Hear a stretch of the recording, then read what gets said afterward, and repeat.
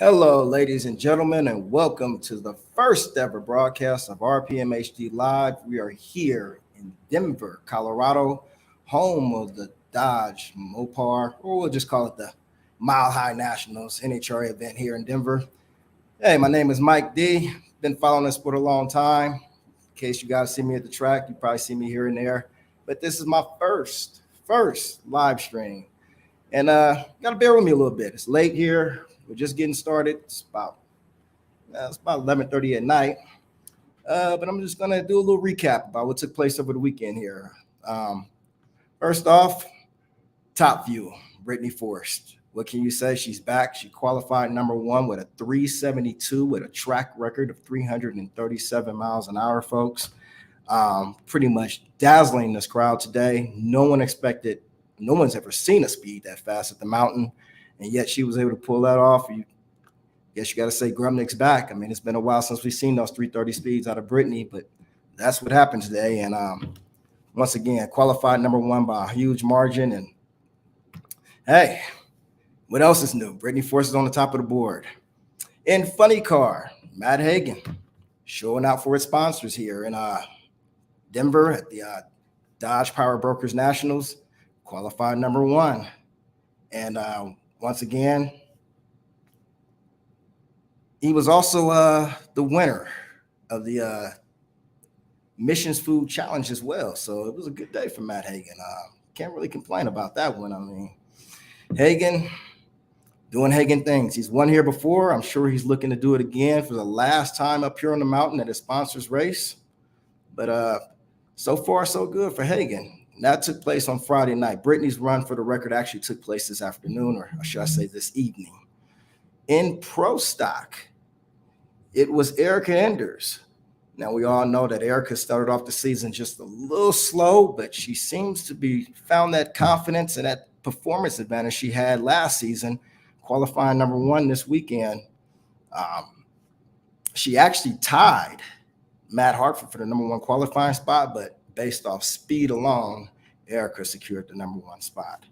And in pro stock motorcycle, it was Hector Arana Jr. Yes, we all know the Buells have a performance advantage over the Suzukis up here on the mountain, and Hector was able to do it today, qualifying number one with a 7:04. For the record, Erica's run was a 6:91. If I didn't mention that earlier, she actually ran 6:91 and tied Matt Hartford, but she was able to get the number one spot based off speed. The Missions Food Challenge, which took place today, was eventful, but not eventful. I mean, Justin Ashley did Justin Ashley things, as he always does. For the fifth time this year, he won the Missions Challenge, beating Austin Prock in the final round. Man, someone said earlier, you might have to call this thing the Justin Ashley Invitational. They just might. Matt Hagan did the same thing today, beating back Bob Tasca. He won the Missions Challenge. Wasn't the greatest looking run, but hey, I don't think Matt's going to complain. A win's a win. And in pro stock, or pro stock motorcycle, I should say, it was Matt Smith winning the Missions Challenge. Now, Matt, he actually beat Hector around in the finals, and Hector actually beat himself, to be honest with you. He red lit. He had a faster motorcycle. He went 7:10 to Matt 7:15. Matt did admit when I talked to him afterwards that he played a little game on the starting line, and Hector took the bait, and that's on Hector. My thought is, if you got the faster motorcycle, just stage it. I mean, don't play the game, especially if you got the bike to beat. And Hector played the game, and Hector lost. So we did have some excitement, though, in Funny Car today. Terry Haddock had one of those boomers. And the good news is Terry is fine. Pretty bad explosion you can see there, but Terry's fine. And he did say at the top of the interview, we will fix it. And that's a good thing as well, because we want to see Terry racing tomorrow.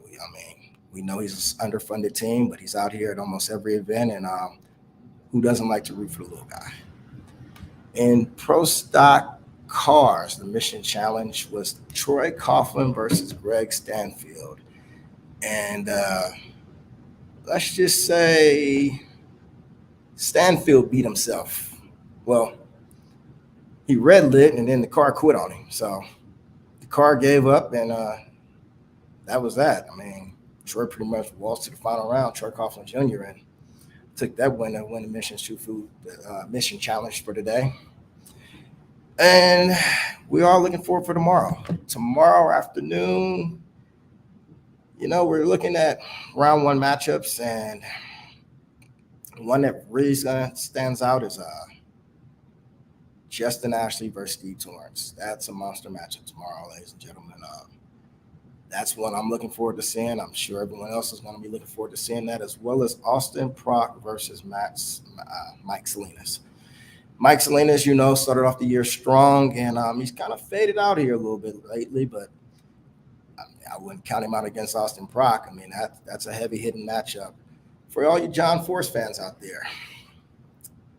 Yeah, I know I'm a little bit all over the place, but I'm just kind of going off the top of my head. First time doing this, so I'll get better. John Force, who's been coming to the mountain since forever, qualified number 2. Look forward to seeing how well he does tomorrow. I'm sure he'll be looking to pick up a win here on the mountain for the final time. And another monster matchup in round one. Kind of a monster. It's a matchup that can go either way. Bob Tasker versus Cruz Petragon. Now, we all know Cruz started off the year with high expectations. He ended last year with, probably the most consistent car anyone's ever seen in a national event at Pomona. And he hasn't really had the luck he's been looking for this season. But I wouldn't count him out against Tasker. That's a pick'em race right there. In pro stock, Greg Stanfield, he might be able to get some advantage against Troy Coughlin because that's who he's going against round one. Hopefully the car doesn't quit on him, and hopefully he's just a little bit better on the tree and not going red. But we'll see. Stay tuned. Outside of that, no really big matchups outside of that. We'll have to see how things pan out in the ladder. Now, I did speak with Matt Smith earlier today. As we know, Matt has ran that Buell up here on the mountain for a number of years. Has been pretty dominant. And I talked to Matt earlier this weekend, actually after the first session of qualifying, just to get an idea of basically how difficult was it switching from this Buell to the Suzuki, and this is what Matt had to say. It's very hard. My whole life of racing, I've never ran a Suzuki up here on this mountain. So this is very difficult for me. Something totally brand new. And we made the first pass on a 25, and wasn't too bad. I think we're 6th, but a lot to improve on there because a lot of things were wrong on that run, and we should have went at 18 or 17. I don't think we can go at 13, but it's hard. It's hard to leave. That thing's upstairs in the trailer, race ready to go a 7-0 out here and just sitting up here. Yeah, that was Matt Smith's interview. Like I said, we interviewed him after Q1. I mean, we're just talking about how well that Buell is ran and seeing Hector run that 08 in the first session on Friday afternoon. Matt's been on the Suzuki, and we wouldn't say he's been struggling, but the performance hasn't necessarily been where we've seen him in the past, especially with the Buell. So I asked him after seeing what Hector did, what's his thoughts on that, and knowing that he has that Buell up in the trailer. I know I got something that can outrun them and even go faster yet this year than what we went last year. It's 1,000 feet better this year right now than it was last year here. So there's no doubt that we could probably go at 08 or 07 out here. The biggest thing is I have a contract with Suzuki, and I have to run a Suzuki. That's my biggest problem right now. That's why I can't bring the V-twin out. His biggest problem is he has to run a Suzuki right now. And based off what we've seen that Vance and Hines Suzuki do of NHRA, sky seems to be the limit with the Suzuki if you can figure it out.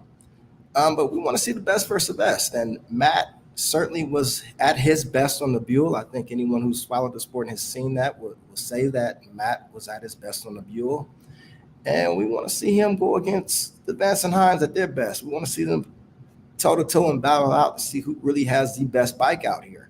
my opinion is right now, Matt's still trying to figure out the Suzuki, and he doesn't necessarily have the best bike at the moment. He might have a top 5 bike, but I'm not even sure if he has a top 2 bike right now, the way Hector and the other bikes are running. But, I asked Mike, about seeing the best of the best and how he felt about that, being that he's not at the level he was when he was with the Buell. And this is what he had to say. The reason for the change was 2 reasons. One is I'm working with Gianna Salinas and them and the Scrappers Racing Team and developing a Suzuki program for them. So I thought it was only fit for me to ride one myself, totally dedicate myself this year to it, and help learn this process and get it going better. We have really good power, and the second question on that is